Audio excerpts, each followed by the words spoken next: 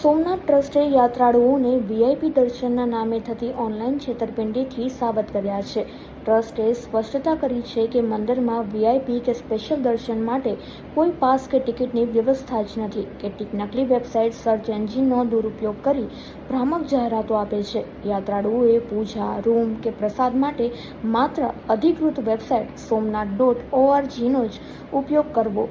ટ્રસ્ટે આવી છેતરપિંડી કરતી વેબસાઇટ સામે કાયદેસરની કાર્યવાહી અને પોલીસ ફરિયાદ પણ દાખલ કરી છે. જય સોમનાથ. સોમનાથ મંદિરમાં વીઆઈપી કે સ્પેશિયલ દર્શનના નામે થતા ફ્રોડથી બચવા માટે ટ્રસ્ટ દ્વારા શ્રદ્ધાળુઓને અપીલ કરવામાં આવે છે કે સોમનાથ ટ્રસ્ટમાં વીઆઈપી દર્શન કે સ્પેશિયલ દર્શનની કોઈ વ્યવસ્થા પહેલેથી છે જ નહીં. દરેક યાત્રિકો સમાન રીતે દર્શન કરે એવી વ્યવસ્થા જ સોમનાથ મંદિરમાં દર્શનની છે.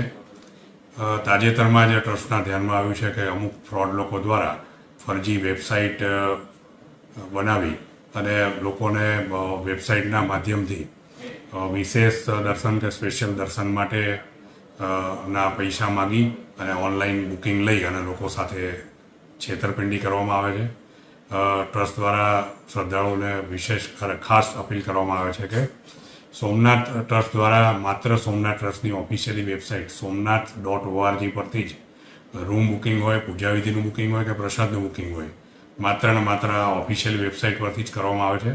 ટ્રસ્ટમાં વીઆઈપી કે સ્પેશિયલ દર્શનની કોઈ પ્રથા પહેલેથી છે જ નહીં કે આવું વીઆઈપી દર્શન માટે કોઈ ટ્રસ્ટમાં વ્યવસ્થા જ નથી.